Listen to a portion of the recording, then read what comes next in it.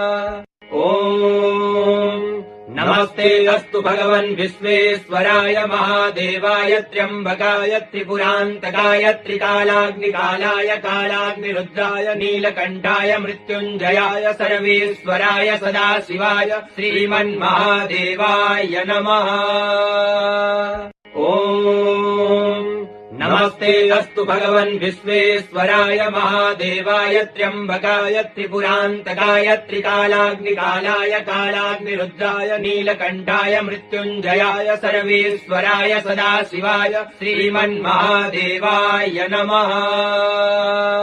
ॐ नमस्ते अस्तु भगवन् विश्वेश्वराय महादेवाय त्र्यम्बकाय त्रिपुरान्तकाय त्रिकालाग्निकालाय कालाग्निरुद्राय नीलकण्ठाय मृत्युञ्जयाय सर्वेश्वराय सदाशिवाय श्रीमन्महादेवाय नमः।